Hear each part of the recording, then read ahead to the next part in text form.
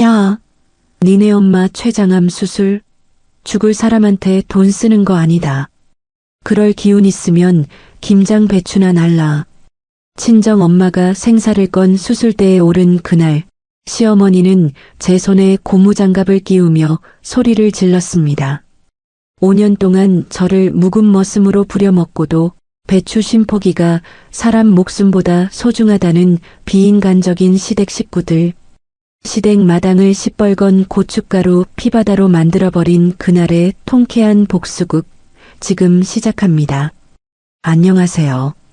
저는 32살, 이제 막 결혼 5년 차에 접어든 평범한 직장인 김은수라고 합니다. 남들이 보기엔 이름만 대면 다 아는 대기업 맞벌이 부부에 서울 하늘 아래 번듯한 집도 한 채 마련했으니 참 복 많은 사람이라 부러워들 하시죠. 하지만 실상 제 삶은 지난 5년 동안 시댁이라는 거대한 감옥에 갇힌 무급일꾼, 그 이상도 이하도 아니었습니다. 오늘 저는 제 인생에서 가장 처절했고 또 가장 시원했던 그날의 이야기를 시작해 보려 합니다. 사람들은 흔히 말하죠. 참고 살다 보면 언젠가는 해 뜰 날이 온다고요. 어른들 말씀 틀린 거 하나 없으니 묵묵히 제자리 지키며 살다 보면 시어머니도 내 진심을 알아주실 날이 올 거라고 저는 그렇게 믿었습니다. 아니, 그렇게 믿고 싶었는지도 모릅니다. 하지만 5년이라는 길고도 짧은 시간 동안 제가 뼈저리게 배운 건 단 하나였습니다. 참는 사람은 당연히 참아야 하는 사람으로 낙인 찍히고 배려하는 사람은 언제든 짓밟아도 되는 만만한 사람으로 전락한다는 잔인한 사실이죠.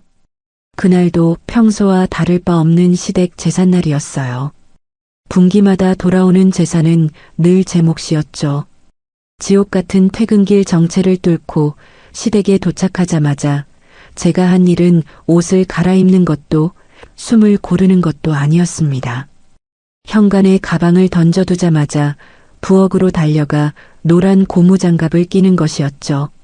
지글거리는 기름 냄새와 자욱한 연기 속에서 땀을 뻘뻘 흘리며 끝도 없이 쌓인 전을 부치고 있는데 뒤통수에 대고 화살처럼 꽂히는 시어머니의 날카로운 목소리에 어깨가 움찔 떨렸습니다.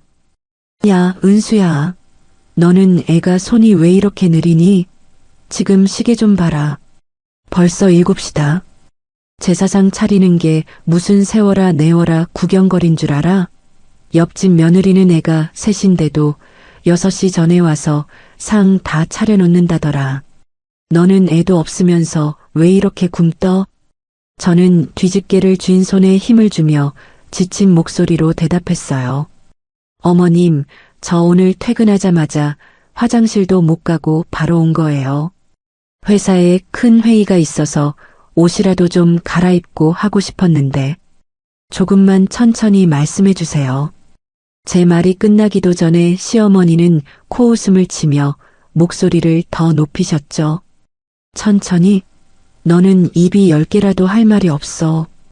우리 진우는 하루 종일 밖에서 귀한 돈 버느라 얼굴이 반쪽이 됐는데 너는 겨우 에어컨 나오는 사무실에서 컴퓨터 앞에 앉아 있다 와서 뭐가 그렇게 유세냐? 어서 그 전이나 뒤집어. 조금이라도 타면 네가 다 먹을 줄 알고. 맞벌이 부부지만 시댁의 모든 대소사는 당연히 제 몫이었습니다.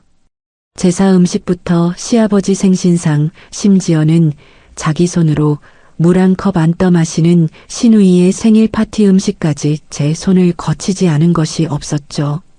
거실에서는 활짝 열린 문틈으로 TV 소리와 함께 화기애애한 웃음꽃이 피어났어요.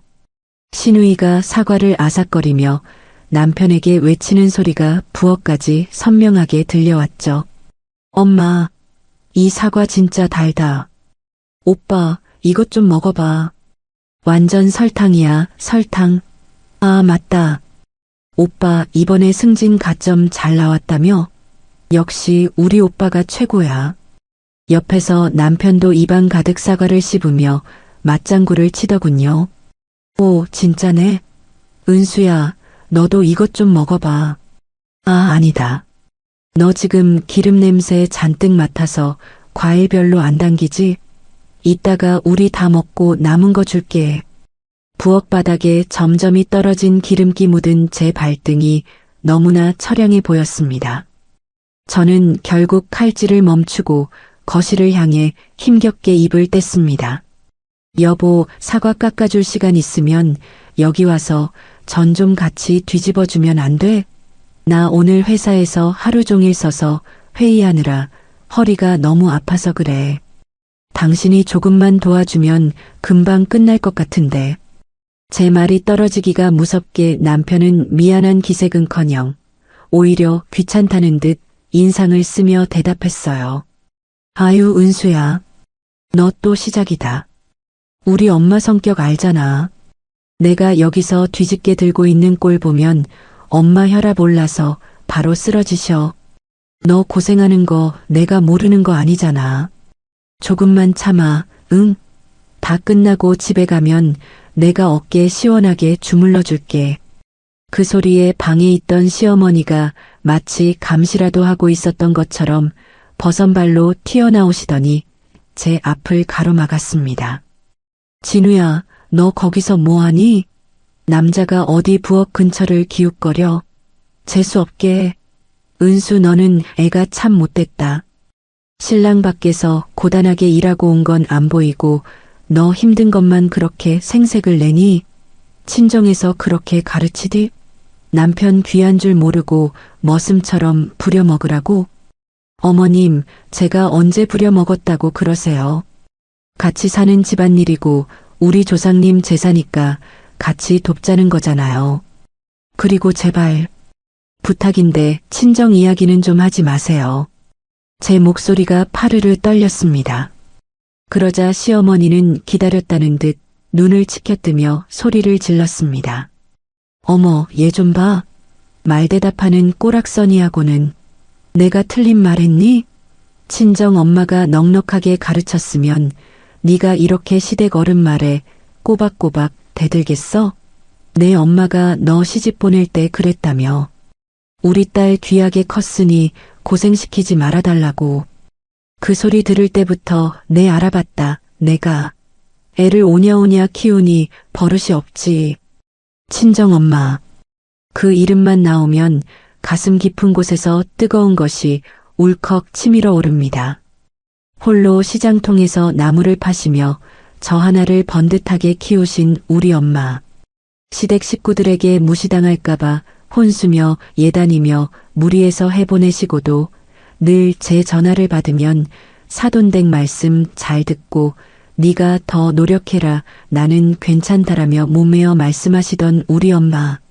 상견례 날에도 사돈댁 귀에 눌려 말 한마디 크게 못하셨던 엄마의 구분 등 그 모습이 떠올라 저는 오늘도 입술을 피가 나도록 깨물며 참았습니다. 죄송해요, 어머님. 제가 잠시 정신이 나갔나 봐요. 얼른 차릴게요. 흥, 알면 됐어. 아, 그리고 너 다음 주 토요일 비워둬라. 올해 김장은 쉼포기 할 거니까.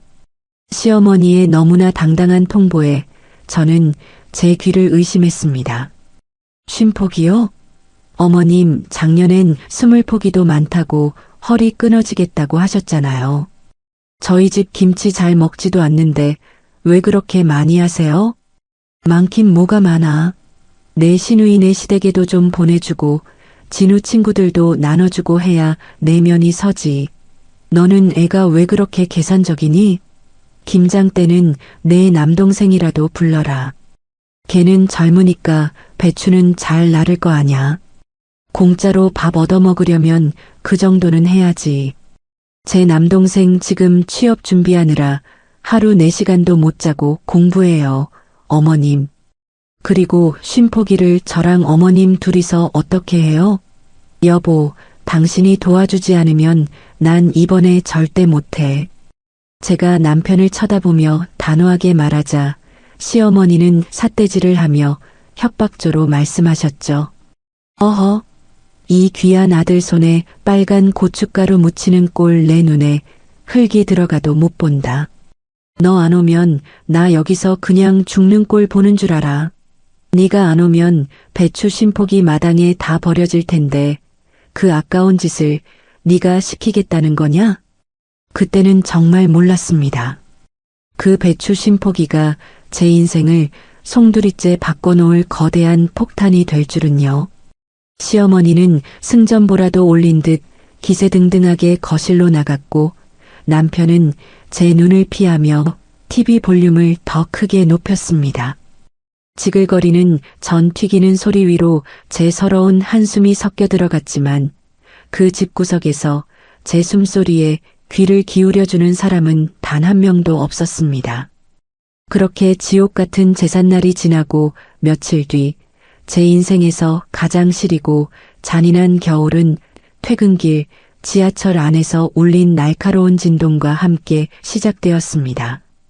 가방 깊숙한 곳에서 멈추지 않고 울려대는 핸드폰 진동은 평소와 다를 바 없었지만 그날따라 그 진동이 제 심장을 무겁게 짓누르는 기분이었습니다. 빽빽하게 들어선 사람들 틈에 끼어 간신히 핸드폰을 꺼내 들었을 때 화면에 뜬 건 남동생 현수의 이름이었죠. 평소라면 누나 퇴근했어? 라며 가벼운 안부를 물었을 동생이었지만 그날따라 화면에 뜬 메시지는 제 모든 감각을 일시에 마비시키기에 충분했습니다. 누나, 엄마가 시장에서 장사하시다 갑자기 쓰러지셨어. 지금 응급실인데 상황이 많이 안 좋아. 최대한 빨리 와야 할 것 같아. 순간 심장이 덜컥 내려앉으며 주변의 소음이 화이트아웃 되듯 멀어지는 기분이었습니다. 숨이 턱 막혀오며 손끝이 차갑게 식어 핸드폰을 쥐고 있을 힘조차 없었죠. 설마 아닐 거야. 우리 엄마가 왜? 어제도 목소리 좋았는데. 다음 역에서 미친 사람처럼 사람들을 밀치고 내려 택시를 잡았습니다. 병원으로 향하는 차 안에서 제발 아무 일도 아니기를 의사 선생님이 별일 아니니 푹 쉬게 하세요라고 말해주기만을 빌고 또 빌었습니다. 하지만 병원에 도착해 마주한 현실은 잔인했습니다. 하얀 시트 위에 산소호흡기에 의지한 채 초췌하게 누워있는 엄마의 모습. 평생 저 하나 잘 키워보겠다고 거친 시장 바닥에서 찬바람 맞으며 고생만 하던 엄마의 손은 어느새 나뭇가지처럼 가늘어져 있었습니다. 정밀 검사 결과는 췌장암 초기. 하늘이 무너진다는 표현이 이토록 정확할 줄은 몰랐습니다. 눈앞이 캄캄해져 비틀거리는 저를 현수가 붙잡았습니다. 다행히 초기에 발견해서 당장 수술하면 희망이 있다는 의사 선생님의 말이 유일한 동아줄이었죠. 수술 날짜는 바로 다음 주 토요일이었습니다. 저는 그날 밤 퉁퉁 부은 눈으로 집에 돌아왔습니다. 거실에서 맥주 한 캔을 마시며 TV를 보던 남편에게 무거운 마음으로 입을 뗐습니다. 여보, 우리 엄마가 암이래. 췌장암 초기라는데 다행히 수술하면 가망이 있대. 다음 주 토요일에 급하게 수술받기로 했어. 나 그날 병원 가봐야 할 것 같아. 수술실 앞 지켜야지.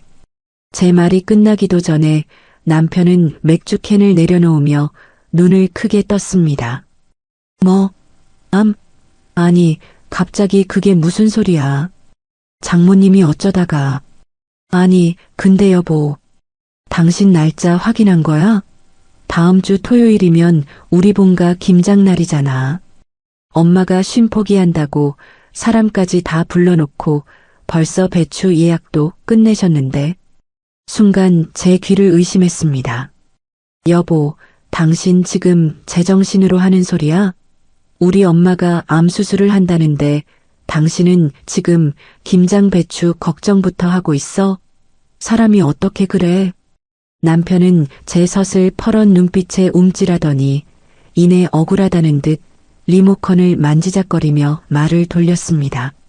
아니, 내 말은 수술은 의사가 하는 거잖아. 당신이 거기 앉아 있다고 수술 결과가 달라지는 것도 아니고 우리 엄마 성격 알잖아. 1년에 한 번 하는 큰 행사에 며느리 빠지면 평생 두고두고 유세 떤다고 하실 텐데 그 뒷감당을 어떻게 하려고 그래? 수술실 앞에서 당신이 기도한다고 암세포가 알아서 죽어. 차라리 새벽에 시댁 가서 얼굴이라도 비추고 병원 가는 게 어때? 남편의 그 비겁한 합리화에 치가 떨렸습니다. 하지만 더 큰 벽은 시어머니였습니다. 다음 날 떨리는 손으로 수술 소식을 전하기 위해 전화를 걸었습니다. 시어머니는 제 인사 따위는 들리지도 않는지 받자마자 흥분된 목소리로 배추 자랑부터 늘어놓으셨습니다. 예, 은수야. 내가 오늘 새벽 시장 가서 가시랑 미나리 좋은 놈으로 다 사왔다. 올해 배추가 얼마나 달고 실한지 몰라. 너 토요일 아침 일찍 오는 거 잊지 마라. 늦으면 배추 숨다 죽어서 맛없어진다. 저는 타들어가는 가슴을 진정시키며 어렵게 입을 뗐습니다. 어머님, 정말 죄송한데 드릴 말씀이 있어요. 저희 친정 엄마가 췌장암 판정을 받으셨어요. 하필 김장날인 다음 주 토요일에 긴급 수술이 잡혀서 이번엔 제가 못 갈 것 같아요. 정말 죄송합니다, 어머님. 전화기 너머로 잠시 숨막히는 정적이 흘렀습니다. 그리고 이내 시어머니의 날카로운 목소리가 제 고막을 찢을 듯 터져 나왔습니다. 뭐? 췌장암? 야, 은수야. 너 그 병이 어떤 병인지 몰라서 지금 나한테 이런 소리를 하니? 그거 수술한다고 낫는 병 아니야. 괜히 수술비로 수천만 원 날리고 사람만 고생시키다가 결국 산 사람 등골만 빼먹는 병이라고. 내 말 똑똑히 들어라. 죽을 사람한테 돈 쓰고 힘쓰는 거 아니다.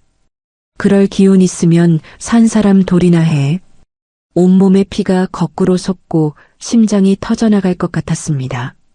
어머님, 말씀을 어떻게 그렇게 하세요? 우리 엄마 아직 살아계시고 수술해서 살리려고 가족들이 다 매달려 있는데 죽을 사람이라니요. 그러자 시어머니는 오히려 적반하장으로 소리를 지르며 가스라이팅을 시작하셨습니다. 어머, 얘 좀 봐. 내가 틀린 말했니? 다 너네 젊은 애들 앞날 생각해서 하는 소리지. 산 사람은 먹고 살아야지. 배추 쉼폭이 다 절여놨는데. 이제 와서 못 온다 그러면 이 아까운 것들 다 어쩔 거니? 네가 배추 한 포기 가격이라도 보탰어?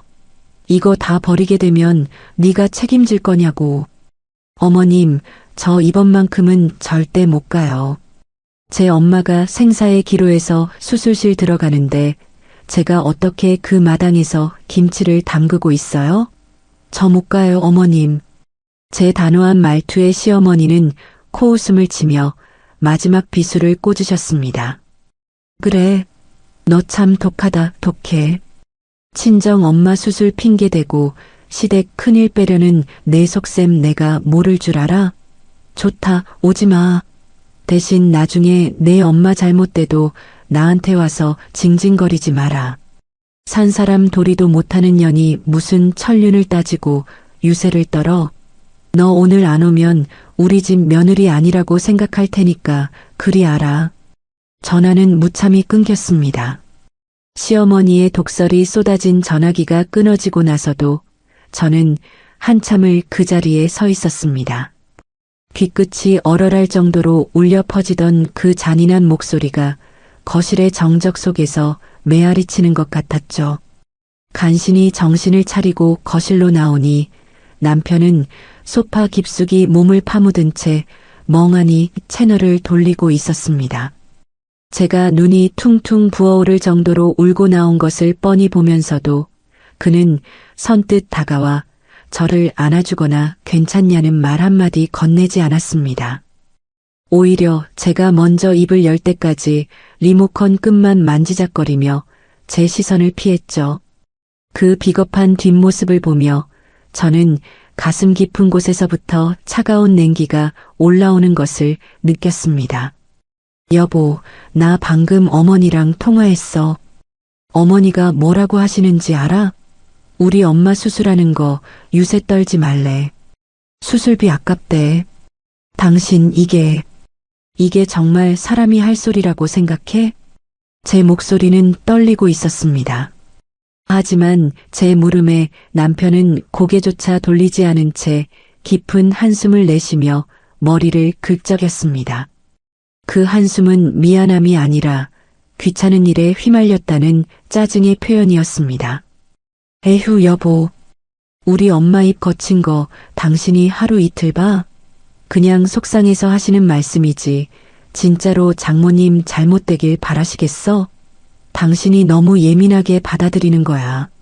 엄마는 그냥 김장날인데 당신이 못 온다니까 서운해서 그러시는 거지. 예민? 지금 이게 내가 예민한 문제야? 당신 엄마한테 나는 뭐야? 그냥 김장 때 되면 나타나서 배추 나르는 기계야? 내 엄마가 죽내 사내하고 있는데 김장 안 온다고 자식 죽는 저주까지 퍼붓는 분이 당신 어머니라고. 그런데 그게 서운해서 하는 소리라고? 제 목소리가 거실을 울리자 남편도 슬슬 짜증이 섞인 목소리로 리모컨을 내던지며 대꾸하더군요. 아니, 그럼 내가 어떻게 해? 내가 가서 엄마 입이라도 막아? 엄마가 벌써 동네 사람들한테 이번 김장 쉼 포기한다고 며느리가 와서 다 도와줄 거라고 자랑자랑을 해놨단 말이야. 당신 안 가면 엄마 동네에서 망신당해. 우리 엄마한테 그 체면이 얼마나 중요한지 몰라.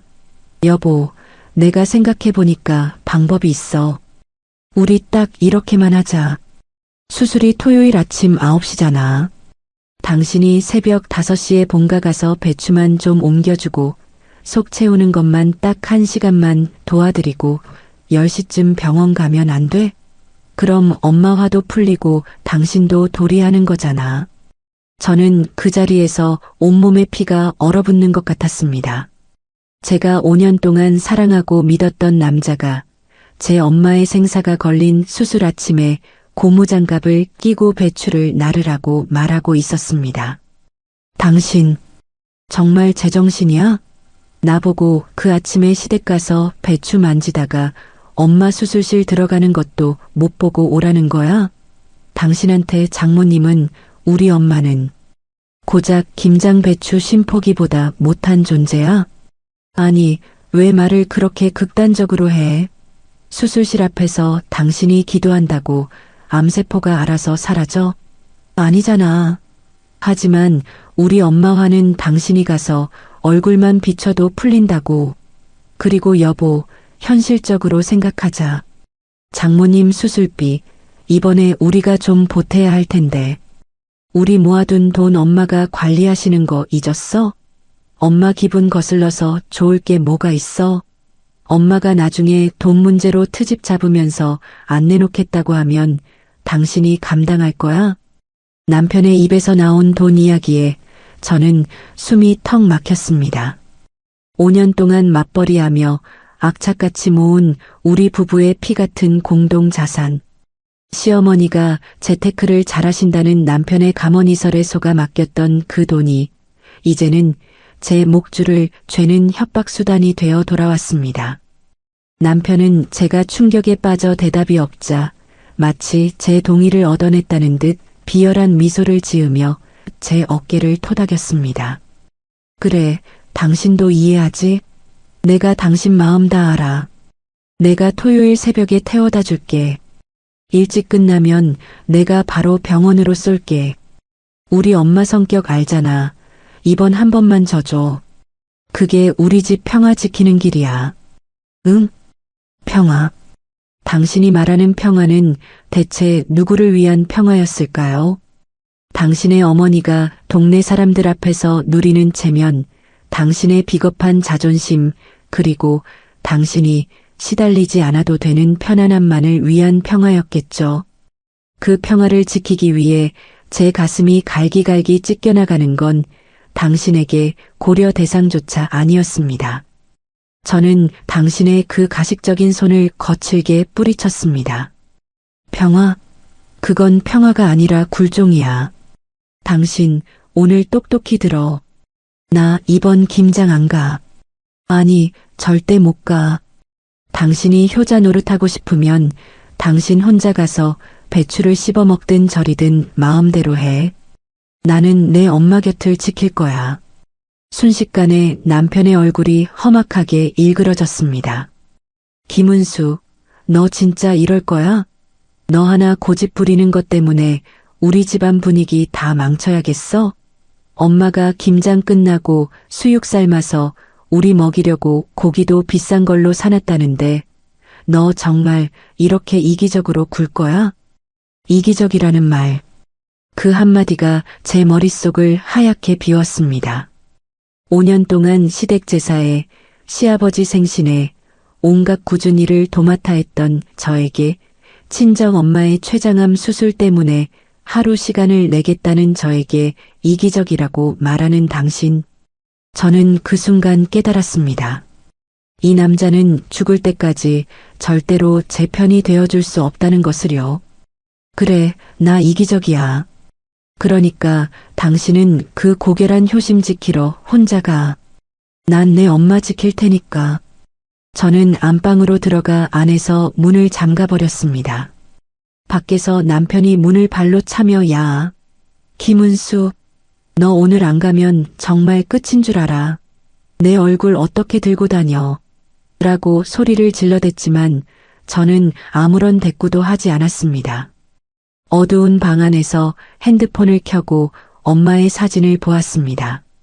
시장통에서 나를 보고 환하게 웃어주던 우리 엄마. 엄마 미안해. 내가 이런 집구석인 줄 모르고 시집 와서 엄마를 이런 취급받게 해서 정말 미안해. 눈물이 멈추지 않았습니다. 하지만 그것은 슬픔 때문만이 아니었습니다. 그것은 5년의 인내심이 바닥을 드러내며 뿜어내는 마지막 경고였습니다. 저는 결심했습니다. 시어머니가 말한 그 유세, 제가 제대로 한번 떨어보겠다고요. 배추 심포기가 우리 엄마 목숨보다 귀하다면 그 귀한 배추들이 어떻게 박살나는지 똑똑히 보여주겠다고 다짐하며 저는 밤을 지새웠습니다. 토요일 아침이 밝았습니다. 차가운 새벽 공기가 거실을 감돌았고 집안은 숨막히는 침묵뿐이었죠. 남편은 제가 정말로 움직이지 않자 새벽부터 혼자 씩씩거리며 짐을 챙겨 시댁으로 떠났습니다. 현관문이 쾅 하고 닫히는 소리가 제 심장을 때리는 것 같았지만 저는 미련 없이 일어났습니다. 오히려 혼자가 된 거실이 그 어느 때보다 자유롭게 느껴졌죠. 병원 대기실은 차가운 소독약 냄새와 고요한 정적만이 가득했습니다. 수술복을 입고 이동 침대에 누운 엄마의 손을 잡았을 때 엄마는 그 와중에도 제 걱정뿐이었습니다. 은수야, 오늘 시댁 김장 날이잖아. 너 여기 있어도 되니? 사돈 어른 성격에 불호령 떨어질 텐데. 엄마는 간호사님들이 다 해주시니까 너 어서 가봐. 엄마는 괜찮아. 그 말을 듣는 순간 가슴이 찢어지는 것 같았습니다. 자기 목숨이 경각에 달린 수술대 앞에서조차 사돈 눈치를 보게 만든 제 처지가 너무나 한심했죠. 저는 억지로 웃으며 엄마의 야윈 손을 꽉 잡았습니다. 엄마, 그런 걱정 마. 나 오늘 연차 냈고 어머니도 다 이해하셨어. 오히려 엄마 수술 잘 받으라고 응원해 주셨어. 그러니까 엄마는 아무 생각 말고 수술 잘 받고 나올 생각만 해. 응? 나 여기서 눈 딱 감고 기다리고 있을게. 거짓말을 하며 엄마를 수술실로 들여보냈습니다. 육중한 수술실 문이 닫히고 빨간색 수술 중 불이 켜졌습니다. 저는 복도 의자에 멍하니 앉아 있었습니다. 그때부터였습니다. 시어머니의 광기 어린 전화 폭탄이 시작된 것이 말이죠. 처음엔 무시했습니다. 하지만 5분, 10분 간격으로 울려대는 진동 소리에 대기실 사람들의 눈총이 느껴졌고 결국 저는 비상구 계단으로 나가 전화를 받았습니다. 여보세요, 어머님. 저 지금 엄마 수술 시작해서 못 간다고 말씀드렸잖아요. 제 말이 끝나기도 전에 수화기 너머로 시어머니의 찢어지는 듯한 고함이 터져 나왔습니다. 야, 김은수, 너 지금 제정신이야? 마당에 동네 아주머니들 다 모여서 너만 기다리고 있는데 며느리라는 게 코빼기도 안 보여? 내가 너한테 배추 나르라고 어제 분명히 말했지. 우리 진우가 혼자 와서 땀 흘리는 거 보니까 내년 속이 시원하냐? 어머님, 저희 엄마 췌장암이에요. 지금 배를 가르고 암세포를 떼어내고 있다고요. 제가 이런 상황에 김치에 고춧가루나 바르고 있으면 그게 사람입니까? 제발 사람 도리 좀 하세요. 제가 울먹이며 소리치자 시어머니는 기다렸다는 듯 더 잔인한 말을 내뱉었습니다. 도리? 야, 네가 의사냐? 네가 거기 앉아서 기도한다고 암세포가 알아서 죽어? 어차피 죽고 사는 건 하늘 뜻이야. 산 사람은 먹고 살아야 할 거 아냐? 배추 심폭이 다 절여서 물 빼놨는데 이거 다 버리면 네가 그 돈 다 물어낼 거야? 너 이번에 수술비도 우리 집 돈으로 낼 거라며. 그럼 시키는 대로 해야 할 거 아냐? 어머님 소리 하지도 마. 너 오늘 안 오면 내 손에 죽을 줄 알아. 수술? 그거 죽을 병도 아닌데 왜 그렇게 유세를 떨어? 암 초기라며. 초기면 금방 끝나는데. 왜 김장날 맞춰서 사람 속을 뒤집어 놓느냐고.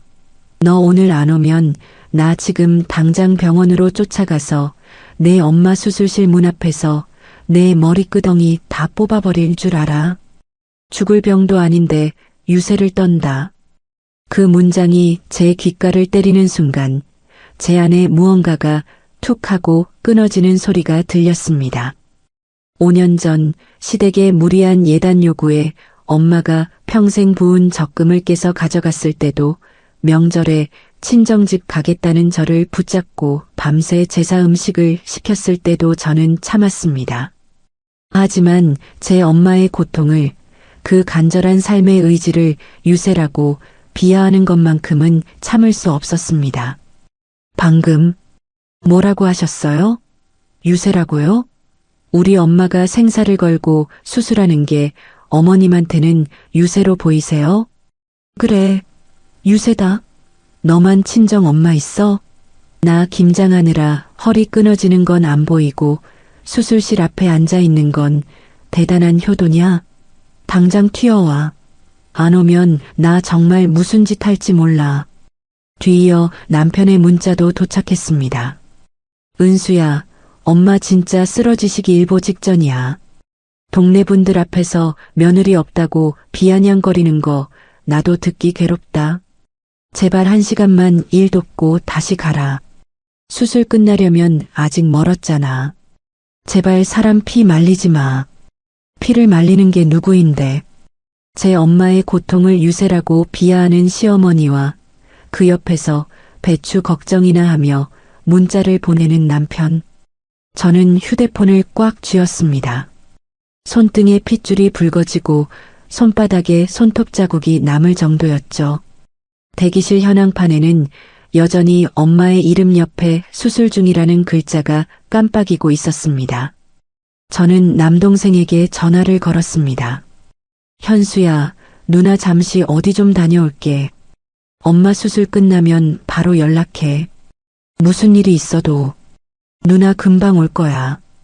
비상구 계단을 내려가는 제 발걸음은 평소보다 훨씬 가벼웠습니다.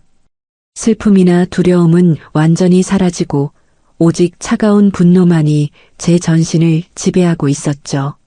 시어머니가 원하시는 대로 제가 그 김장 현장에 직접 가서 진짜 유세가 무엇인지 보여주기로 마음먹었습니다. 주차장으로 내려가 차 시동을 걸었습니다. 엔진 소리가 마치 제 심장 소리처럼 거칠게 울렸습니다. 기다리세요, 어머님.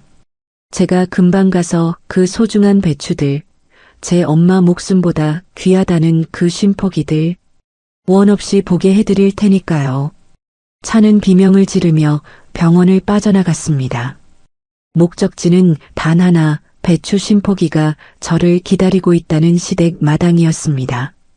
5년의 인내심이 끝나는 그곳으로 저는 돌진했습니다. 병원에서 시댁까지 가는 30분은 제 인생에서 가장 길고도 짧은 시간이었습니다. 핸들을 쥔 손에는 땀이 흥건했지만 기묘하게도 마음은 차분하게 가라앉아 있었죠. 라디오에서는 경쾌한 음악이 흘러나왔지만 제 귀에는 오직 시어머니의 그 한마디 죽을 병도 아닌데 유세냐는 소리만 천둥처럼 울리고 있었습니다. 시댁 골목에 들어서자 멀리서부터 떠들썩한 웃음소리와 왁자지껄한 수다 소리가 들려왔습니다. 마당 한가운데는 커다란 파란색 방수 비닐이 깔려 있었고 그 위에는 소금물에 절여져 숨이 죽은 배추 심포기가 거대한 산처럼 쌓여 있었습니다. 김장은 그들에게 축제였겠죠. 며느리의 피눈물을 재물 삼아버리는 그들만의 잔치 말입니다. 차에서 내려 마당으로 들어서자 빨간 고무장갑을 낀 시어머니가 동네 아주머니들 사이에서 대장이라도 된 듯 위풍당당하게 지시를 내리고 있었습니다. 아이고, 우리 며느리 올 때 됐어. 걔가 회사 다니느라 좀 깍쟁이 같아도 내 말 한마디면 자다가도 벌떡 일어나는 효부거든. 오늘 김장 다 끝나면 내가 수육 제대로 삶을 테니까 다들 허리띠 졸라매고 기다려. 그 옆에서 남편은 앞치마까지 두르고 배추 상자를 나르고 있었습니다. 병원에 있는 아내에게 나도 이렇게 고생한다는 것을 시위하듯 땀을 뻘뻘 흘리며 가식적인 표정을 짓고 있더군요. 제가 마당으로 들어서는 것을 가장 먼저 발견한 건 신우이였습니다. 어머 언니, 진짜 왔네? 난 엄마가 농담하는 줄 알았지. 친정 엄마 수술한다더니 결국 김장이 더 무서웠나 봐. 역시 언니는 우리 엄마 손바닥 아니라니까.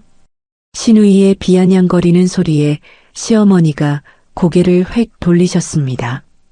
저를 보자마자 반가워하기는커녕 손에 든 배추 속을 입에 쏙 넣으며 삿대질을 하시더군요. 야, 너 내가 몇 번을 전화하게 만들어? 이 동네 사람들 다 기다리는 거 안 보여? 어서 그 옷 벗어 던지고 고무장갑 끼어. 저기 구석에 쌓인 배추들 물 다 빠졌으니까 이쪽으로 옮기고 양념 버무릴 준비해. 저는 대답하지 않았습니다. 그저 차에서 내려 천천히, 아주 천천히 마당 한가운데로 걸어 들어갔습니다. 제 무표정한 얼굴과 서늘한 눈빛에 동네 아주머니들이 수군거리기 시작했습니다. 이 집 며느리 표정이 왜 저래? 어디 아픈가? 남편이 제 눈치를 보며 다가와 제 어깨를 잡았습니다. 여보 왔어? 잘 생각했어. 엄마가 당신 기다리느라 목 빠지셨어. 어서 인사드리고 일 시작하자.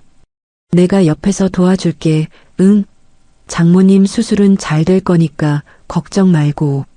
저는 남편의 손을 차갑게 뿌리쳤습니다. 그리고 시어머니의 눈을 똑바로 쳐다봤습니다. 시어머니는 제 눈빛이 평소와 다른 것을 느끼셨는지 움찔하시더니 다시 기를 쓰고 소리를 지르셨습니다. 뭐해? 안 움직이고. 어른이 말하면 예 하고 움직여야지. 너 지금 친정 엄마 핑계로 나한테 시위하는 거냐? 죽을 병도 아닌데 유세 좀 그만 떨라고 내가 말했지. 어서 배추 안 날라? 죽을 병도 아닌데 유세를 떤다. 그 말이 다시 한번 제 심장을 후벼 팠습니다. 지난 5년 저 배추들처럼 소금에 절여져 숨이 죽은 채 살아왔던 제 모습이 떠올랐습니다. 저는 말없이 허리를 숙여 제 발밑에 놓인 소금물과 배추가 가득 담긴 커다란 빨간 대야를 내려다보았습니다. 그리고 두 손으로 그 무거운 대야를 천천히 들어 올렸습니다. 어머, 얘 좀 봐. 말 안 해도 일 시작하려나 보네. 그래, 진작 그럴 것이지. 시어머니가 비릿한 미소를 지으며 고개를 돌려 아주머니들에게 자랑하려던 그 찰나였습니다. 어머님, 그렇게 배추가 소중하세요? 제 낮은 목소리에 시어머니가 의아한 듯 고개를 돌리는 순간 저는 제 온 힘을 다해 제 인생 5년의 분노와 슬픔을 다해 그 대야에 든 절인 배추들을 시어머니의 발등 위로 쏟아부었습니다. 철퍼덕, 차악, 차가운 소금물과 함께 숨죽은 배추들이 시어머니의 비싼 실크 조끼와 바지 위로 튀었습니다. 마당에 있던 모든 소음이 순식간에 진공 상태가 된 듯 사라졌습니다. 시어머니는 경악한 표정으로 자신의 발등에 널브러진 배추들을 내려다보았고 동네 아주머니들은 입을 벌린 채 얼어붙었습니다. 너 지금 이게 무슨 짓이야? 이게 미쳤나? 김은수. 시어머니의 비명이 터져나왔지만 저는 멈추지 않았습니다. 옆에 쌓여있던 또 다른 배추 상자를 발로 차서 엎어버렸습니다. 하얀 배추들이 흙바닥으로 곤두박질치며 먼지를 뒤집어 썼습니다. 미쳤냐고요?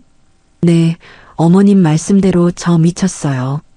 제 엄마가 지금 수술대 위에서 배를 가르고 암세포랑 싸우고 있는데 제가 여기서 배추나 나르고 있으면 그게 제정신인가요? 사람이면 그러면 안 되는 거잖아요. 이 인연이 어디서 어른한테 눈을 부릅떠. 너 오늘 정말 끝장나고 싶어? 시어머니가 손을 들어 제 뺨을 때리려 달려들었지만 저는 그 손목을 꽉 잡아챘습니다. 제 소나기 힘에 시어머니가 비명을 질렀습니다. 끝장? 네, 끝장내러 왔어요. 어머님이 그렇게 좋아하시는 이 배추들 원 없이 보시라고요. 우리 엄마 수술하는 게 유세라고 하셨죠? 그럼 어머님도 이 배추들 흙 좀 묻었다고 유세 떨지 마세요. 씻어서 드시면 되잖아요. 깨끗한 물에 100번 1000번 씻어서 어머님이 다 쳐드세요. 저는 시어머니를 밀쳐내고 이번엔 정성껏 준비해둔 김장 양념통으로 향했습니다. 빨갛고 걸쭉한 고춧가루 양념이 가득 든 커다란 통. 저는 망설임 없이 그 통을 들어 마당 한가운데 시어머니가 깔아둔 그 파란 비닐 위로 쏟아부었습니다. 쫙, 퍼. 마치 피가 낭자한 전쟁터처럼 하얀 배추들이 붉은 양념 범벅이 되어 흙바닥에 뒹굴었습니다. 남편이 비명을 지르며 달려왔습니다. 은수야, 너 정말 왜 이래? 엄마한테 이게 무슨 짓이야? 미쳤어? 진짜 미쳤냐고. 저는 남편의 얼굴에 남은 고춧가루 양념을 손으로 푹 떠서 확 뿌려버렸습니다. 눈에 양념이 들어갔는지 남편이 비명을 지르며 바닥을 굴렀습니다. 그래, 나 미쳤어.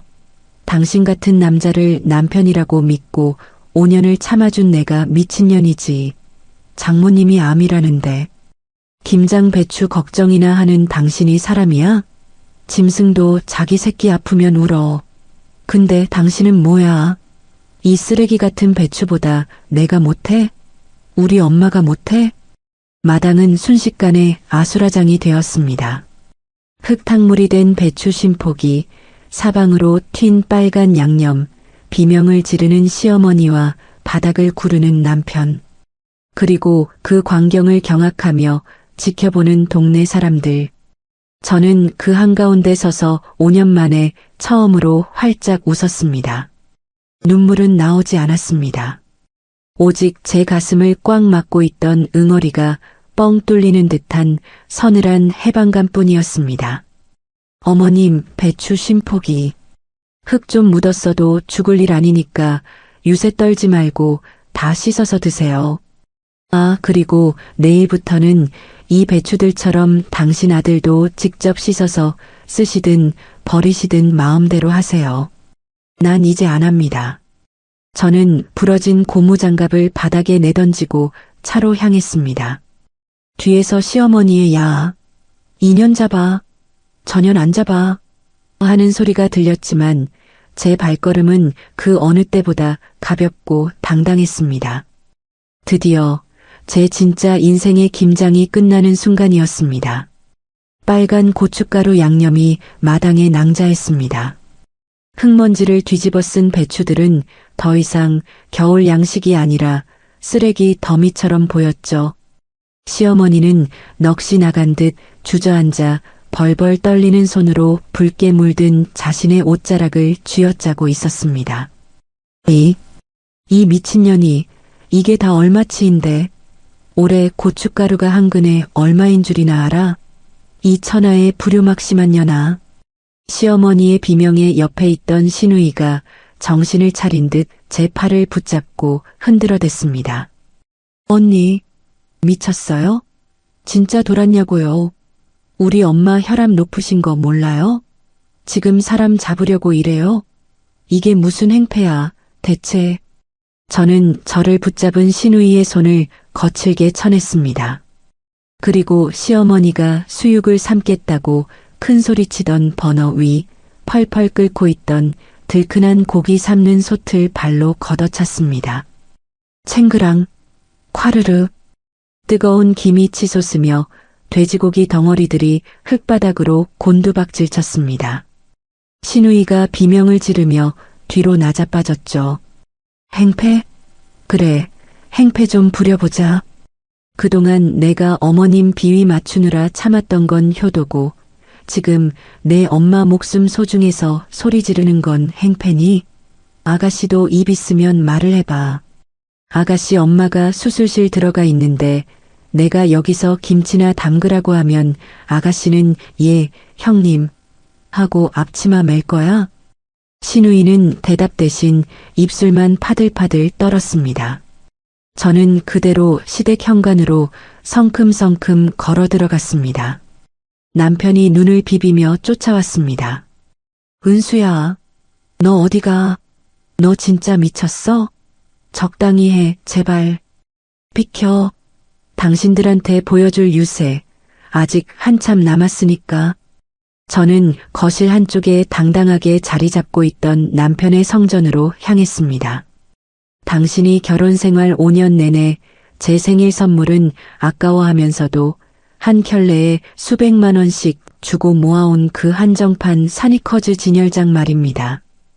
당신은 이 신발들의 흠집이라도 날까봐 제가 근처에도 못 가게 했었죠. 저는 진열장 문을 박차고 열었습니다. 그리고 그 안에 애지중지 모셔진 운동화들을 양손에 움켜쥐고 마당으로 다시 나왔습니다. 야, 김은수, 그거 내려놔. 그거 건드리기만 해. 죽여버릴 거야. 남편이 자지러지는 소리를 지르며 달려들었지만 저는 이미 그것들을 고춧가루 양념이 흥건한 흙바닥 위로 던져버린 후였습니다. 당신의 그 소중한 한정판 신발들이 흙탕물이 된 배추들과 함께 빨간 양념 범벅이 되어 뒹굴었습니다. 저는 거기서 멈추지 않고 창고로 달려가 당신의 골프 가방을 끌고 나왔습니다. 깡, 콰직. 저는 장독대 옆에 세워둔 대리석 절구를 골프채로 내려쳤습니다. 아니, 정확히는 골프채가 부러질 듯 장독대를 향해 휘둘렀죠. 시어머니가 그토록 아끼던 30년 된 시간장 독과 고추장 단지들이 파편을 튀기며 박살이 났습니다. 아이고, 내장독, 내장. 전현이 우리 집안을 망조들게 하려고 작정을 했네. 사람 살려. 저 미친년 좀 잡아주세요. 시어머니는 마당에 주저앉아 통곡을 하기 시작했습니다. 동네 사람들은 이미 겁에 질려 대문 밖으로 도망치거나 먼발치에서 수군대고 있었죠. 저는 숨을 몰아쉬며 부러진 골프채를 바닥에 내던졌습니다. 그리고 시어머니 앞으로 다가갔습니다. 어머님, 이제 좀 유세 떠는 기분이 나시나요? 제 엄마가 암 수술 받는 걸 유세라고 하셨죠? 진짜 유세는 이런 거예요. 지킬 가치가 없는 것들을 다 부수고 당신들이 소중하다고 믿는 그 천박한 욕심들을 흙바닥에 쳐넣는 거. 저는 바닥에 굴러다니던 절인 배추 한 조각을 집어들어 시어머니의 무릎 앞에 던졌습니다. 이거 쉼포기, 어머님이 다 드세요. 흙 좀 묻은 거 씻어 드시면 안 죽는다면서요? 저는 오늘부로 이 집 구석이랑 끝입니다. 당신들이 좋아하는 김치랑 이 깨진 장독대들이랑 평생 행복하게 사세요. 남편은 고춧가루 범벅이 된 운동화를 붙잡고 울고 있었고 신우이는 구석에서 숨을 죽인 채 저를 쳐다보고 있었습니다. 저는 가방을 챙겨 차로 향했습니다. 뒤에서 시어머니가 너 거기 안 서. 이혼? 그래 해. 너 같은 년 우리 집안에 필요 없어. 라고 악을 썼지만 그 목소리는 이제 가소롭게만 들렸습니다. 차에 올라타 시동을 꺼는 순간 핸드폰이 울렸습니다. 남동생이었습니다. 누나, 수술 끝났어. 교수님이 수술 아주 잘 됐대. 엄마 이제 회복실로 옮긴대. 그 메시지를 보는 순간 참았던 눈물이 터져 나왔습니다. 하지만 시댁에서 흘렸던 서러운 눈물과는 달랐습니다. 뜨겁고 시원하고 말로 표현할 수 없는 안도감이 온몸을 감쌌습니다. 저는 백미러로 난장판이 된 시댁 마당을 힐끗 보았습니다. 흙탕물이 된 배추 심포기 위에 주저앉아 울부짖는 그들의 모습은 마치 무너진 모래성 같았습니다. 저는 그대로 엑셀을 밟았습니다. 지옥 같은 그 집구석을 빠져나와 제 진짜 가족이 기다리는 병원으로 향하는 길은 너무나 눈이 부셨습니다.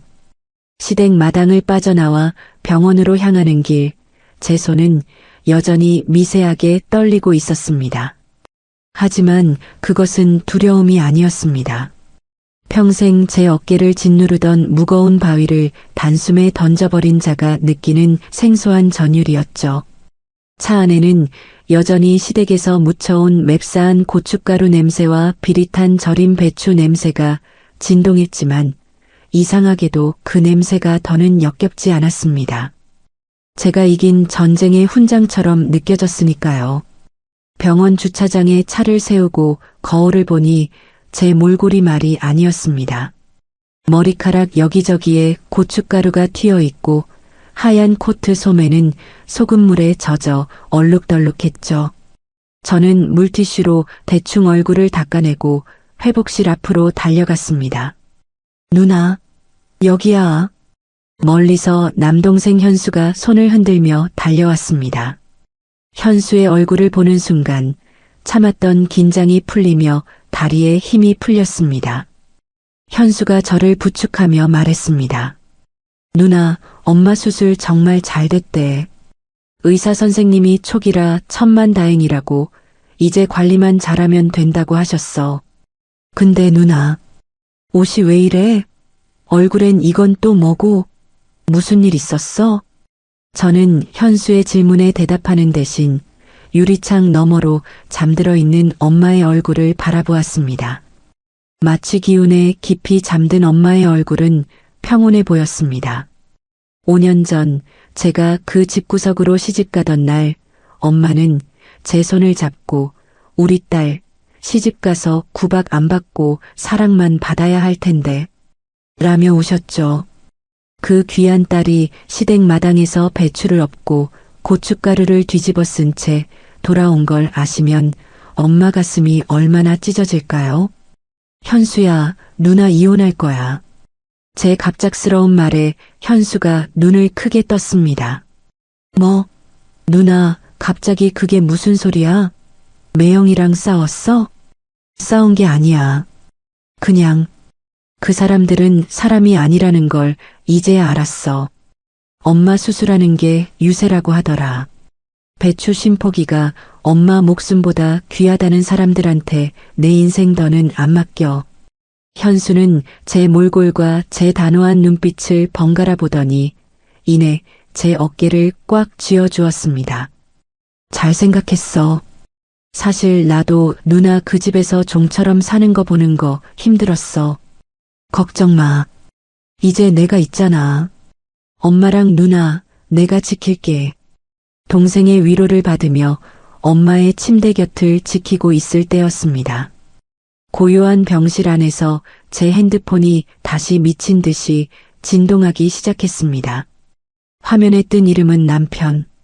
저는 전화를 받지 않고 수신 거절을 눌렀습니다. 그러자 바로 문자가 쏟아지더군요. 김은수, 너 지금 어디야? 너 때문에 우리 엄마 지금 응급실 실려가셨어. 너 정말 사람 맞니? 어떻게 노인네한테 배추를 던지고 집을 나가? 너 오늘 저지른 짓, 배추값부터 장독대 부순 것까지 다 청구할 거니까 각오해. 뒤이어 신우이의 문자도 도착했습니다. 언니, 정말 실망이에요. 엄마가 언니 얼마나 아꼈는데 어떻게 그 소중한 김장 배추를 다 버려요? 그거 다 돈인 거 몰라요? 우리 오빠가 언니 고소하겠대요. 지금이라도 와서 무릎 꿇고 빌어요. 비웃음이 나왔습니다. 아꼈다니. 명절마다 자기 자식들 데리고 와서 상 한 번 안 차리고 제가 차려준 밥만 먹고 가던 시누이가 배추 심포기에 묻은 흙보다 제 엄마의 암수술이 가볍다고 말하던 시어머니가 저를 아꼈다고요? 저는 차갑게 가라앉은 마음으로 답장을 보냈습니다. 이혼 소장은 곧 병원으로 보내줄 테니까 거기로 연락해. 그리고 배추값이니 뭐니 헛소리할 시간에 어머님 모시고 정신과나 가봐. 사람 목숨보다 배추가 소중한 건 병이니까. 문자를 보내고 나니 속이 다 시원했습니다. 하지만 이것은 시작일 뿐이었습니다. 30분도 채 지나지 않아 병원 복도 저 멀리서 익숙한 구두 소리가 들려왔습니다. 남편이었습니다. 고춧가루가 묻은 옷도 갈아입지 못한 채 도끼 어린 눈을 하고 저를 향해 걸어오는 그 남자를 보며 저는 자리에서 일어났습니다. 김은수, 너 여기 있었냐? 남편의 고함이 정적을 깨고 병원 복도에 울려 퍼졌습니다. 저는 엄마가 깰까봐 조용히 검지를 입술에 갖다 대며 차갑게 속삭였습니다. 나가서 얘기해. 여기서 소리 지르면 바로 경찰 부를 거니까. 남편은 기가 찬다는 듯 헛웃음을 지으며 저를 따라 비상구로 나왔습니다. 문이 닫히자마자 남편은 기다렸다는 듯 제 어깨를 밀쳤습니다. 너 미쳤어? 우리 엄마 지금 혈압 올라서 쓰러지셨다고. 장모님 수술? 그래, 그건 안 됐어. 근데 그렇다고 김장을 그렇게 망쳐놔? 네가 엎어버린 배추랑 양념, 그리고 우리 엄마 정신적 피해까지 다 합치면 얼마인 줄 알아? 우리 엄마가 배추값으로 5천만 원은 청구하겠대. 너 그 돈 있어? 5천만 원. 배추 심포기와 장독대 몇 개 부순 값으로 5천만 원을 부르는 그 집구석의 탐욕에 저는 이제 분노를 넘어 경멸을 느꼈습니다. 5천만 원? 그래, 청구하라고 해.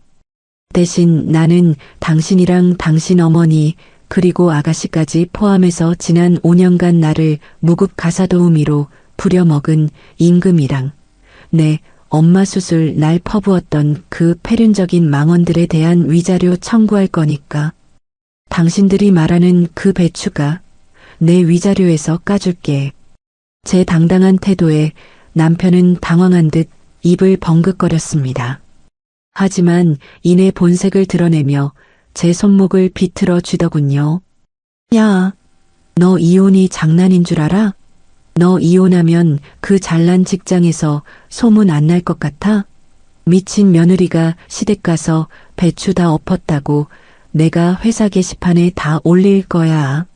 너 고개 들고 살 수 있을 것 같아? 저는 비틀어 쥔 손목의 통증을 느끼면서도 눈 하나 깜짝하지 않았습니다. 그리고 당신의 눈을 똑바로 보며 말했습니다. 올려. 꼭 올려줘. 세상 사람들이 내 얘기 듣고 누구 편을 들어줄지 나도 정말 궁금하거든. 암 수술 받는 엄마 곁 지키겠다는 아내한테 김장하러 오라고 협박한 남편이랑 배추 심포기가 소중해서 며느리한테 유죄던 시어머니 이야기. 당신이 안 올리면 내가 유튜브에라도 올릴 거니까 걱정 마. 남편의 손에서 힘이 스르르 빠졌습니다. 당신도 알고 있었던 거죠. 자신들이 저지른 짓이 세상의 상식으로는 도저히 용납받을 수 없는 짓이라는 거요. 저는 당신을 밀쳐내고 차갑게 선언했습니다. 더는 내 엄마 이름 그 더러운 입에 올리지 마. 그리고 다음엔 법원에서 봐. 우리 엄마 수술비 걱정해주는 척하면서 은근슬쩍 내 돈 넘보던 그 비열한 짓도 판사님 앞에서는 통하지 않을 거니까. 비상구 문을 닫고 나오는 제 뒤로 남편의 고함이 들려왔지만 저는 뒤돌아보지 않았습니다. 이제 저는 더는 누군가의 며느리도 누군가의 참는 아내도 아니었습니다. 오직 제 엄마의 딸이자 제 인생의 주인으로서 첫걸음을 내디딘 것뿐이었습니다. 남편이 비상구 계단에서 소리를 지르며 사라진 지 겨우 1시간이 지났을까요? 이제야 조금 평온해진 마음으로 회복실 앞에 앉아 있는데 저 멀리서 다시 한번 불길한 구두 소리가 들려왔습니다. 이번에는 남편 혼자가 아니었습니다. 시누이까지 대동하고 나타난 당신의 모습에 저는 신물이 났습니다. 언니, 진짜 너무한 거 아니에요? 우리 오빠한테 양념까지 뿌렸다면서요. 시누이는 병원이라는 것도 잊었는지 대기실이 떠나가라 소리를 질렀습니다. 환자 가족들이 하나둘 고개를 돌려 저희를 쳐다보기 시작했죠. 저는 차가운 눈으로 두 사람을 응시했습니다. 여기가 어디라고 와서 소란이야? 장모님 수술한 병원인 거 잊었어? 당장 안 나가? 제 말에 남편은 오히려 비릿한 웃음을 지으며 대기실 의자에 털썩 주저앉더군요. 나가긴 어딜 나가? 나도 이 집안 사위인데 장모님 수술하셨다는데 얼굴은 보고 가야지. 안 그래? 근데 은수야, 너 아까 비상구에서 한 말 진심이야? 이혼? 위자료? 지나가던 개가 웃겠다. 네가 우리 집 마당 난장판으로 만들고 엄마 쓰러지게 한 증거가 동네 사람들 눈까지 합치면 수십 개인데 누가 누구한테 위자료를 청구해? 남편은 주머니에서 핸드폰을 꺼내 제 눈앞에 흔들었습니다. 거기에는 흙탕물이 된 배추 심포기 사진과 머리에 빨간 고춧가루를 뒤집어 쓴 채 울고 있는 시어머니의 사진이 찍혀 있었습니다. 이거 봐. 이거 법원에 제출하면 너는 그냥 정신병 있는 미친 며느리 되는 거야. 그러니까 좋게 말할 때 빌어.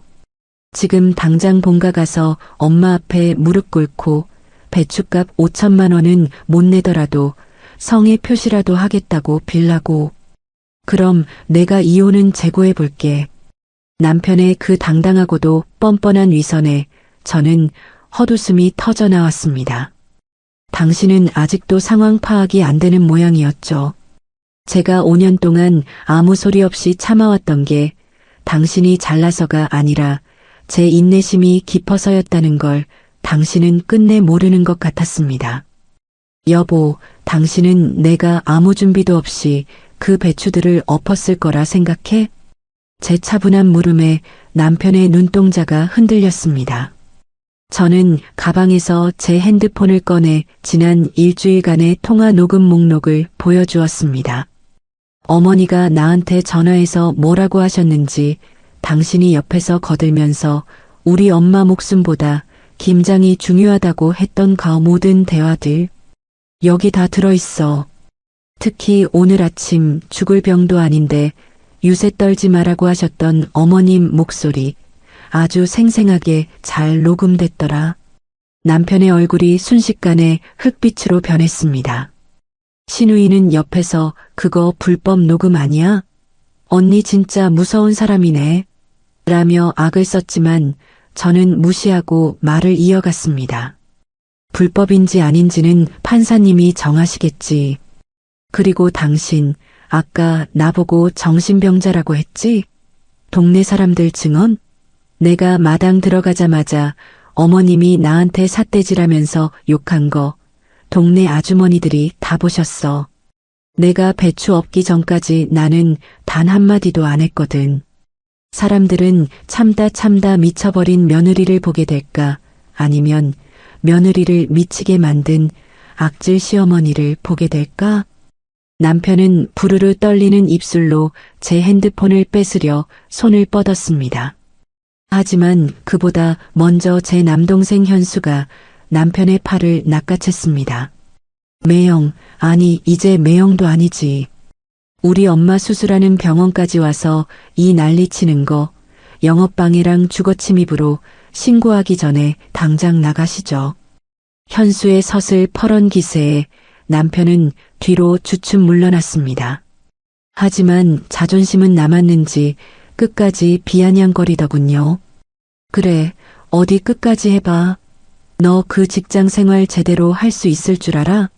내가 내일 당장 내 회사 정문에 대자보라도 붙일 거니까. 붙여. 꼭 붙여줘. 당신이 대자보 붙이는 순간 나는 명예훼손으로 고소하고 당신 회사에도 똑같이 알려줄게.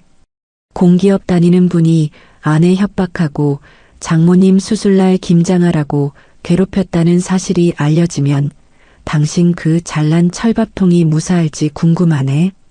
제 마지막 경고에 남편은 결국 아무 말도 못하고 씩씩거리며 병원을 빠져나갔습니다. 시누이는 분이 안 풀리는지 제 발밑에 침을 뱉는 신용을 하며 따라 나갔죠. 두 사람이 사라진 뒤 병원 대기실에는 다시 고요함이 찾아왔습니다. 저는 자리에 주저앉아 깊은 숨을 내쉬었습니다. 온몸의 기운이 다 빠져나가는 기분이었지만 마음 한구석은 말할 수 없이 가벼웠습니다.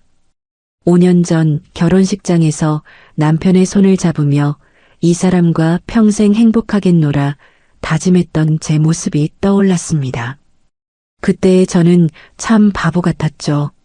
사랑이라는 이름으로 저 자신을 지워가며 시댁의 종노릇을 하는 게 미덕인 줄 알았습니다.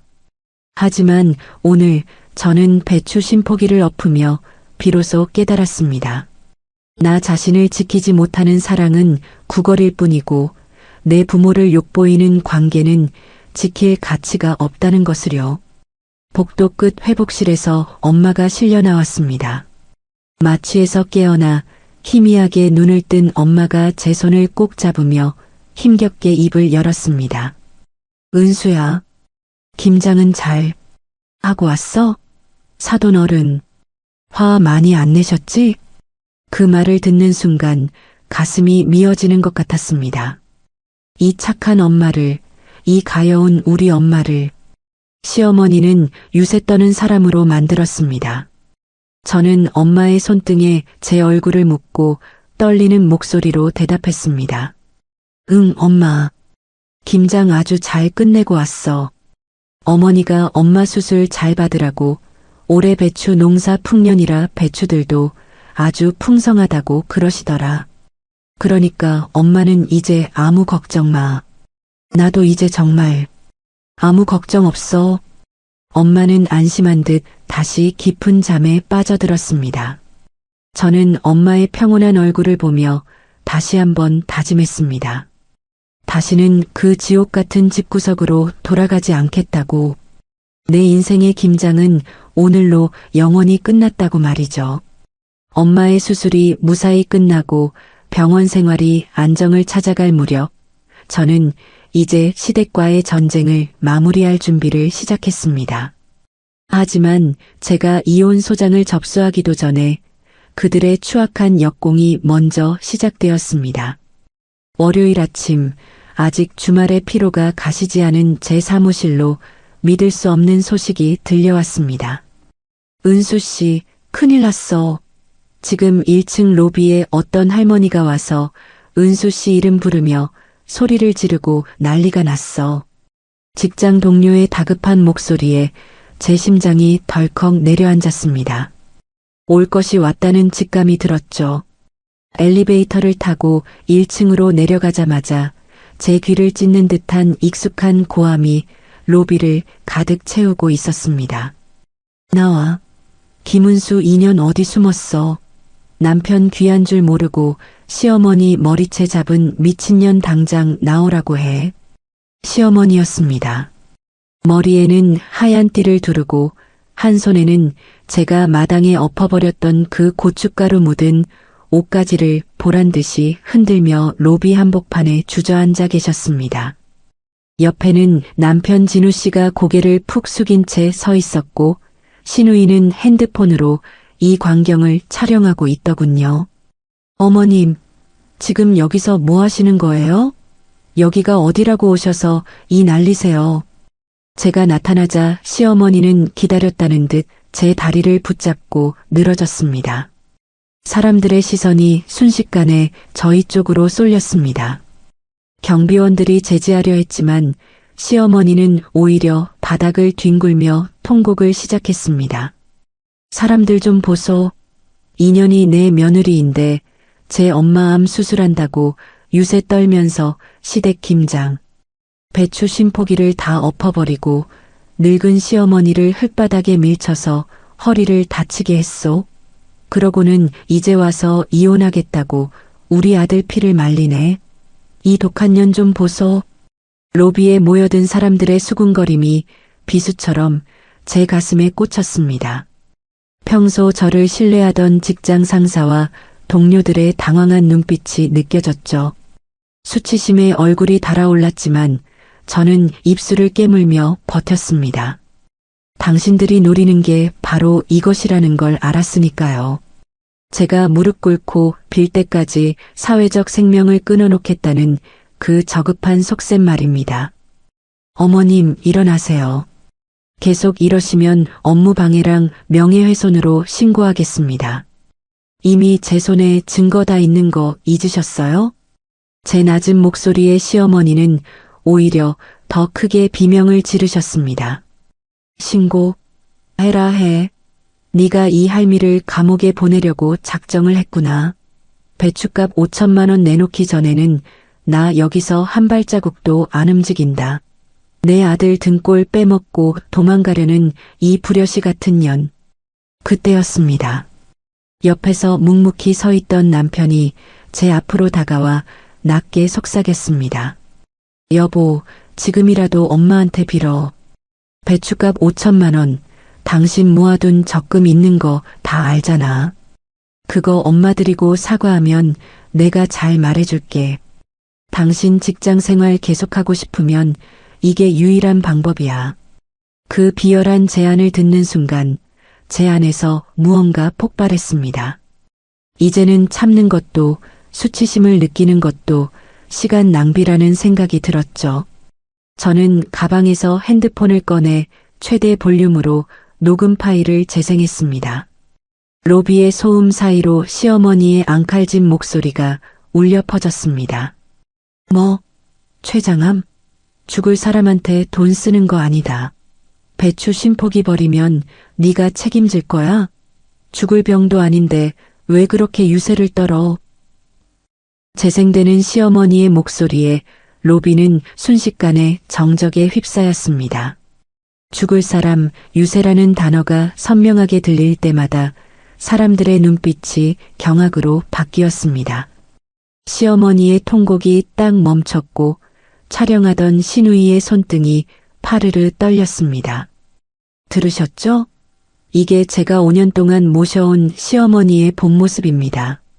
제 친정 엄마가 암 수술하는 날 김장 안 왔다고 패륜적인 망언을 퍼부으신 분이 누구인지, 그리고 그 옆에서 아내 협박하며 돈 뜯어내려 한 남편이 누구인지 말입니다. 저는 사람들을 향해 고개를 숙여 인사한 뒤 보안팀에게 단호하게 말했습니다. 경찰 불러주세요. 이분들 정식으로 고소하겠습니다. 그리고 남편 당신이 말한 그 배춧값 5천만 원. 법정에서 내가 당한 정신적 피해 보상금으로 상계 처리될 테니까 기대해. 남편과 신우이는 당황하며 시어머니를 부축해 도망치듯 로비를 빠져나갔습니다. 하지만 이미 늦었습니다. 그들이 제 직장에 찾아와 벌인 소동은 오히려 제가 이혼 소송에서 혼인관계 파탄의 책임이 전적으로 시댁에 있음을 증명하는 가장 강력한 증거가 되었으니까요. 사무실로 올라가는 엘리베이터 안에서 저는 거울에 비친 저 자신을 보았습니다. 눈물은 나지 않았습니다. 대신 아주 차갑고 단단한 결심만이 남았습니다. 이제는 정말 마지막입니다. 배추 심포기로 시작된 이 잔혹한 인연을 법의 이름으로 영원히 끊어내겠노라고 말이죠. 회사 로비에서의 소동 이후 저는 지체 없이 변호사를 선임했습니다. 5년 동안 가계부를 쓰듯 기록해온 시댁의 부당한 요구사항들, 명절마다 친정에 가지 못하게 막았던 문자 메시지, 그리고 결정적으로 엄마의 수술날 녹음된 시어머니의 망언까지. 변호사는 제 자료들을 훑어보더니 고개를 저으며 말하더군요. 은수 씨, 이건 단순한 성격 차이가 아니에요. 정서적 학대에 가까운 수준입니다. 특히 수술 당일 난동을 피운 건 위자료 산정에 아주 결정적인 역할을 할 겁니다. 본격적인 소송이 시작되자 시댁의 태도는 공포와 협박에서 비굴한 구걸로 바뀌기 시작했습니다. 가장 먼저 무너진 건 제 남편, 아니 이진우 씨였습니다. 제가 로비 사건의 녹취록과 남편이 보낸 협박 문자를 정리해 해당 공기업 감사실에 민원을 넣었거든요. 공무에 준하는 직업을 가진 사람이 아내의 친정 엄마 암 수술날 김장을 강요하고 직장까지 찾아와 소란을 피운 사실은 징계위원회에 회부되기에 충분한 사안이었습니다. 은수야, 제발. 내가 잘못했어. 우리 엄마가 노망이 나서 그런 거야. 나 이번에 징계받으면 승진도 물 건너가고 정직 처분받을 수도 있어. 제발 민원 좀 취하해줘. 응? 이혼은 하더라도 우리 살 길은 막지 말아야지. 집 앞에 찾아와 무릎을 꿇고 비는 그 남자를 보며 저는 실소를 금치 못했습니다. 장모님이 암 수술을 받든 말든 배추 걱정만 하던 사람이 자기 밥줄이 위태로워지니 비로소 살 길을 논하는 모습이 가증스러웠습니다. 살길? 당신 어머니는 우리 엄마 수술하는 거 유세라고 했잖아. 나도 지금 유세 좀 떠는 거야. 징계가 유세보다 중해? 당신 철밥통 지키는 것보다 내 엄마 명예 지키는 게 나한테는 100배 1000배 중요해. 그러니까 당장 꺼져. 드디어 조정 기일이 다가왔습니다. 법정 복도에서 마주친 시어머니는 불과 몇 주 사이에 폭삭 늙어버린 모습이었습니다. 그토록 아끼던 비단 조끼 대신 구질구질한 옷차림으로 나타난 그녀는 저를 보자마자 다시 도끼를 품고 달려들었습니다. 이 독한 년, 네가 결국 우리 아들 앞길까지 막는구나. 그깟 김장 좀 하라고 한 게 무슨 죽을 죄라고 이 난리야. 내 엄마 살았으면 됐지. 왜 우리 집안을 풍비박산 내느냐고. 저는 눈 하나 깜짝하지 않고 대꾸했습니다. 어머님, 아직 풍비박산 안 났어요. 이제부터 시작이니까요. 조정실 안에서 판사님은 시어머니의 녹취록을 다시 한번 재생했습니다. 고요한 법정에 울려 퍼지는 죽을 병도 아닌데 유세냐는 목소리. 판사님의 미간이 깊게 찌푸려졌습니다. 상대 측 변호사는 어떻게든 고부 갈등의 일시적인 분출로 몰아가려 했지만 제가 제출한 5년간의 가스라이팅 증거들 앞에서는 역부족이었습니다. 피고 측 배추 심포기 값으로 5천만 원을 청구하셨더군요. 그 근거가 뭡니까? 판사님의 질문에 시어머니는 기세등등하게 외쳤습니다.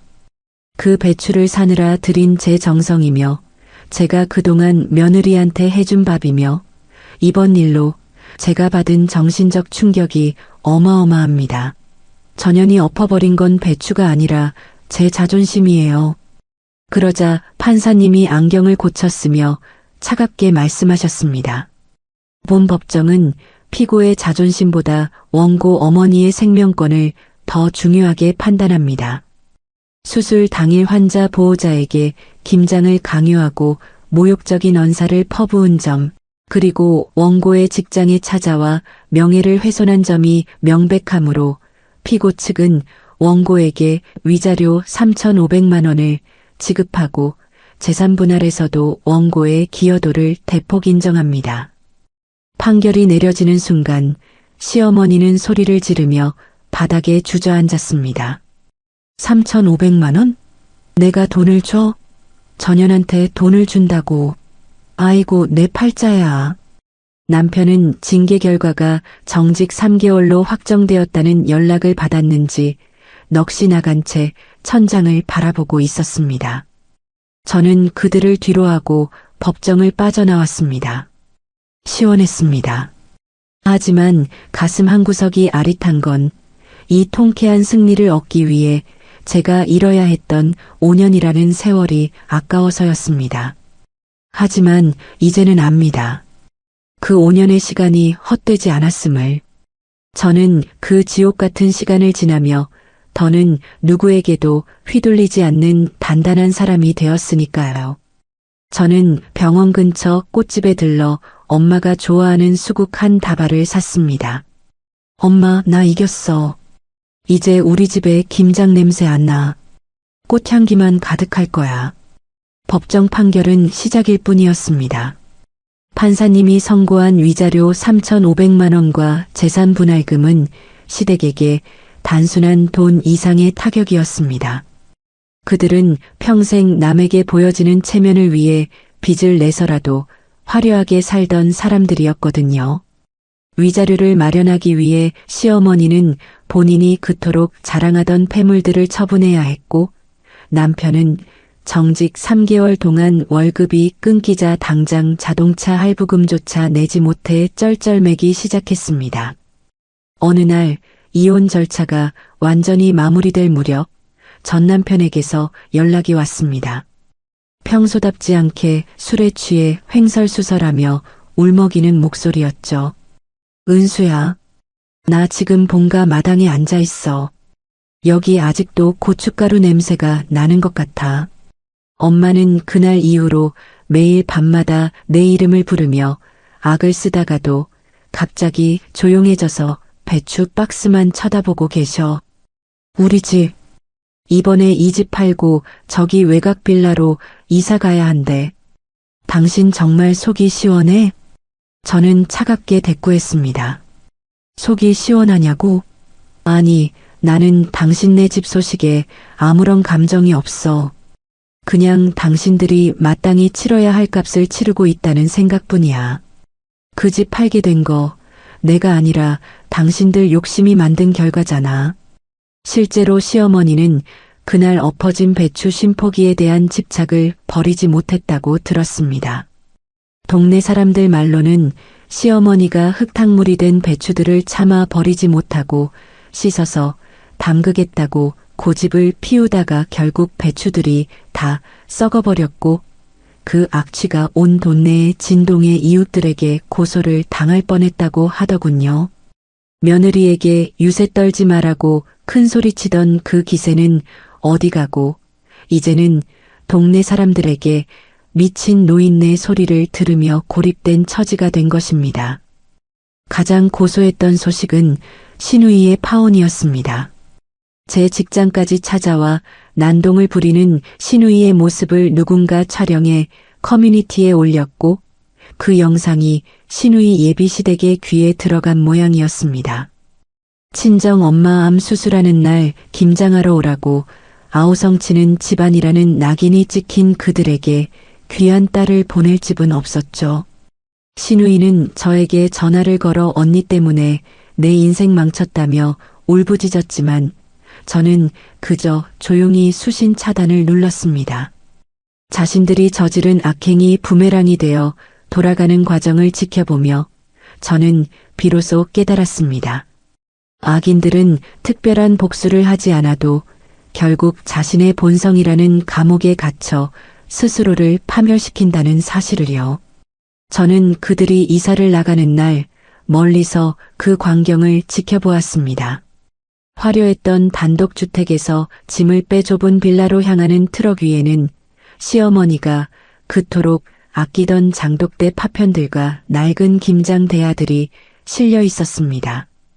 한때는 제 숨을 막히게 했던 그 물건들이 이제는 그저 고물상에 넘겨질 쓰레기처럼 보이더군요. 남편은 짐을 나르다 저와 눈이 마주쳤지만 이번에는 예전처럼 소리를 지르거나 욕을 하지 못했습니다.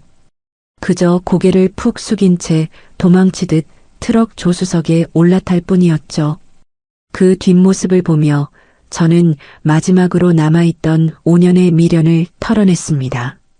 잘 가요. 당신들이 그토록 지키려 했던 그 좁은 세상에서 평생 배추나 씻으며 사시길. 이혼 소송이 완전히 끝나고 1년이 흘렀습니다. 항암 치료와 재활을 마친 엄마는 기적처럼 건강을 회복하셨습니다. 이제는 혼자서 동네 산책도 하시고 저와 함께 맛집 탐방을 다니실 정도로 기운을 차리셨죠. 어느덧 다시 찬바람이 부는 김장철이 돌아왔습니다.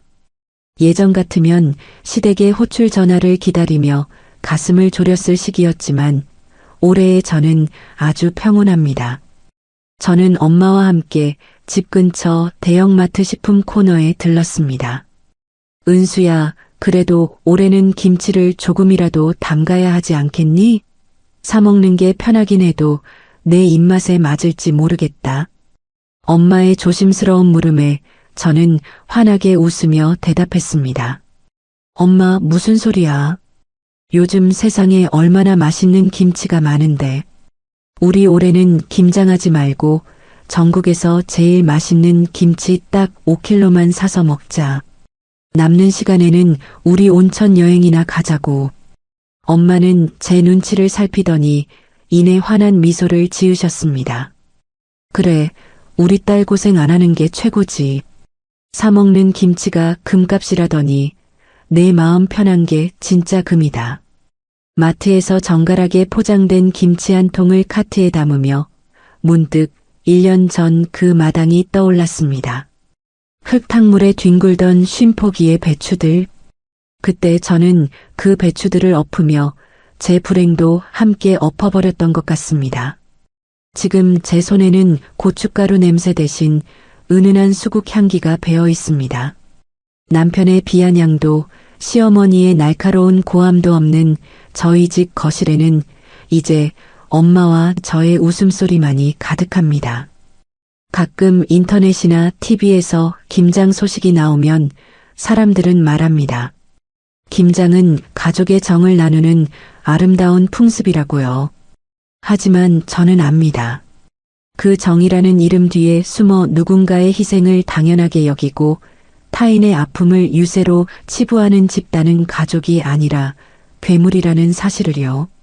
혹시 지금 이 순간에도 누군가의 강요와 가스라이팅에 숨죽여 울고 계신 분이 있다면 제 이야기가 작은 용기가 되었으면 좋겠습니다. 나를 지키지 않는 가족은 남보다 못합니다. 내 부모를 존중하지 않는 사람은 내 인생에 들릴 가치가 없습니다. 배추 쉼포기보다 소중한 건 바로 당신 자신이라는 사실을 부디 잊지 마세요. 자, 엄마. 이제 짐 싸자. 우리 내일부터 제주도 가는 거다. 엄마의 밝은 대답과 함께 저는 창문을 열었습니다. 차가운 겨울바람이 들어왔지만 제 마음은 어느 때보다 따뜻했습니다. 이제 더는 제 인생에 유세 떠는 시댁은 없습니다. 오직 저와 엄마, 우리 두 사람이 만들어갈 향기로운 봄날만이 기다리고 있을 뿐입니다. 그날 마당을 가득 채웠던 시뻘건 양념과 흙탕물 묻은 배추들처럼 제 5년의 지옥 같던 시간도 그렇게 끝이 났습니다. 누군가는 제가 독하다고, 그래도 가족인데 너무했다고 할지도 모릅니다. 하지만 저는 이제야 비로소 숨을 쉽니다. 건강을 회복한 엄마의 야윈 손을 잡고 온천 여행을 떠나는 지금, 창밖으로 스치는 겨울바람이 더는 예전처럼 시리지 않습니다. 여러분, 나를 존중하지 않는 사람들을 위해 당신의 소중한 인생을 제물로 바치지 마세요. 당신을 아프게 하는 것이 설령 가족이라는 이름일지라도 당신 자신보다 귀한 것은 세상에 없습니다. 제 이야기가 지금 어디선가 홀로 숨죽여 울고 계실 누군가에게 작은 용기와 위로가 되었기를 진심으로 바랍니다. 이야기를 끝까지 들어주신 모든 분들께 감사드립니다. 잘 들었다고 댓글 남겨주시면 좋겠습니다. 그리고 좋아요와 구독을 눌러주시면 저에게 큰 응원이 됩니다. 다음 이야기에서 또 만나요. 감사합니다.